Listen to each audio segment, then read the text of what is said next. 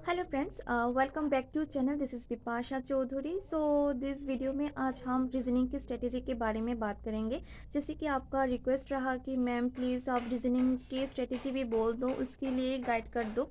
सो मैंने क्या sources follow की, मैं कितने घंटे प्रिपरेशन में लगी थी फॉर रीजनिंग सेक्शन, मैं इस वीडियो में सब कुछ बोल दूँगी आपको, ठीक है। So actually reasoning is one of the strongest portion among all this subjects मेरे जानने में रहा, क्योंकि मुझे रीजनिंग करने में बहुत अच्छा लगता था from the very first day of my preparation. And आपको भी करना है, ठीक है। हर दिन करना है, हर रोज़ करना है, ठीक है। Actually reasoning is one of the scorest subject भी है prelims as well as in the mains examination also, okay. So prelims में RRB PO and RRB clerk में 40 questions for reasoning, 40 questions for the quant रहेगा। इसके लिए आपको 45 minute दी जाएगी, ठीक है।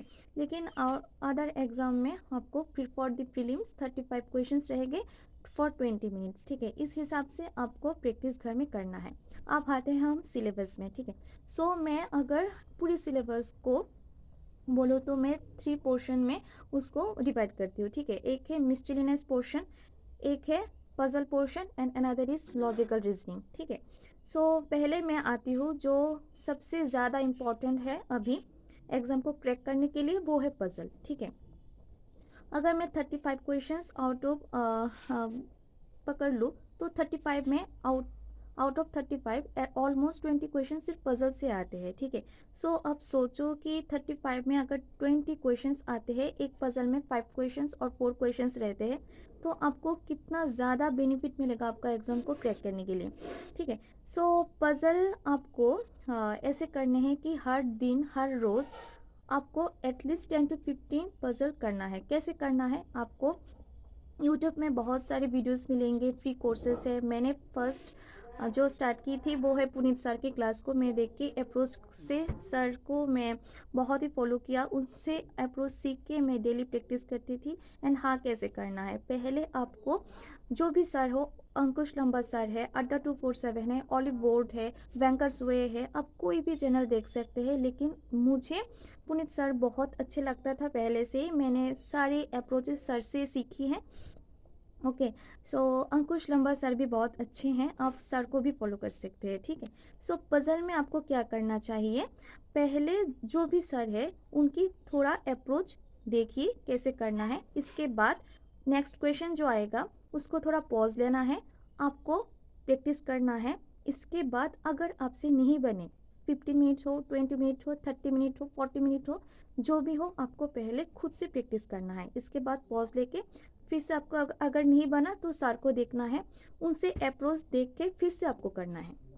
ऐसे करके हर रोज़ आपको प्रैक्टिस करना है पजल की, ठीक है। एक टाइम आप ऐसा आएगा कि आप देखना कि आपका पजल 1.5 से 2 मिनट में ऑटोमेटिक बन जाएगा। लेकिन इसके लिए आपको बहुत एफर्ट्स देनी है गाइस। मैं पज़ल के लिए बहुत डेडिकेटेड थी, मुझे हर हाल में पज़ल को मतलब वो 30 मिनट्स से 2 मिनट्स में ले आने के लिए मैंने इतने सारे एफर्ट्स दी है, डेडिकेशन दी है। आपको भी करना है अगर आपको बैंकिंग सेक्टर में आना है तो, ठीक है। क्योंकि पज़ल मतलब पूरी एकदम रीजनिंग में एक बहुत बड़ा वेटेज है, ठीक है। अब आते हैं हम मिसलिनियस में, जो है सिलॉग्स है, इनइक्वलिटी है, डायरेक्शन डिस्टेंस है, अल्फा न्यूमेरिकल सीरीज है, वो ऐसे करके कोडिंग डिकोडिंग है, इनपुट आउटपुट है, वो भी मैं सर से सीखा था। तो फिर से आपको अप्रोचेस सीखनी है, शॉर्ट ट्रिक्स सीखनी है, क्योंकि आपको एग्ज़ाम में 20 मिनट्स में 1 मिनट में एटलीस्ट आपको 2 क्वेश्चंस तो करना ही है, हर हाल में करनी है, ठीक है। आप एक काम करो, स्पीड के लिए आप टाइम को देख के प्रैक्टिस करना घर पे। एंड देन सेक्शनल बहुत मॉक लगाना। सेक्शनल मॉक के लिए मैं बोलूँगी अड्डा 247 की बहुत सारी क्विजेज आते हैं ऐप में, आप ये कर सकते हैं। ऑलिव बोर्ड की ऐप है, स्मार्ट कीडा की ऐप है, आप ले सकते हैं, ठीक है। कोई भी एक ऐप लेके और आप परचेस कर लेना।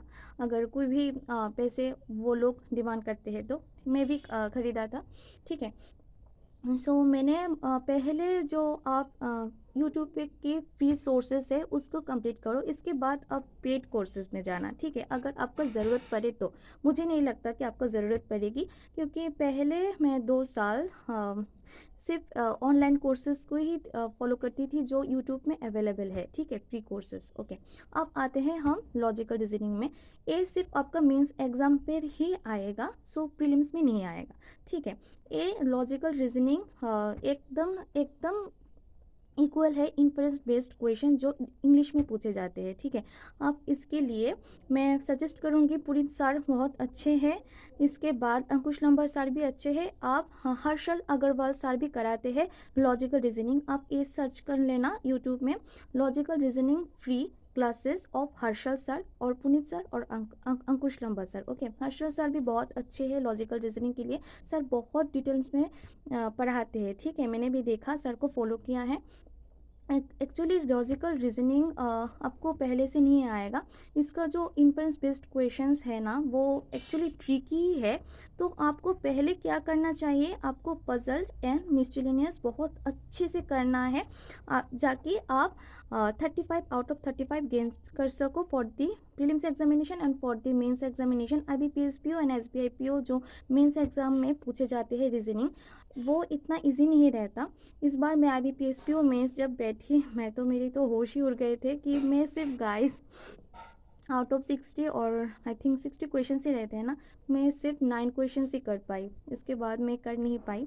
सो वैसे करके आपको घर में प्रैक्टिस करना है। मैं आप लोगों को सिर्फ बोल ही सकती हूँ आपको ऐसा करना है वैसा करना है, लेकिन मेहनत सिर्फ आपको ही करनी है, ठीक है। आपको बहुत डेडिकेशन देना है, हर रोज़ प्रैक्टिस करनी है, मॉक्स लगाना है, सोल्यूशन देखना है, इसके बाद जाके आपका हैंड में प्रैक्टिस आएगा, ठीक है। हैंड में आपका स्पीड आएगा, क्योंकि हाँ मेन एग्ज़ाम पे तो आपको ही बैठना है। मैं जानती हूँ बोलना बहुत इजी होते हैं लेकिन करना बहुत डिफ़िकल्ट होती है, लेकिन आपको करना है, आपकी जॉब के लिए करना है, ठीक है।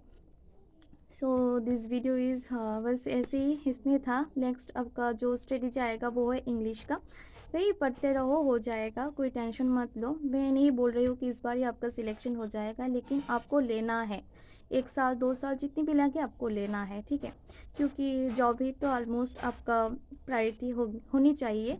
मैं बहुत पढ़ती थी गाइस, बहुत डेडिकेशन दिया, मुझे घर वाले मतलब आसपास जो भी लोग थे मुझे मतलब ऐसे हमेशा बोलते हैं आपकी बेटी क्या घर में है, उसको देखा ही नहीं जाता।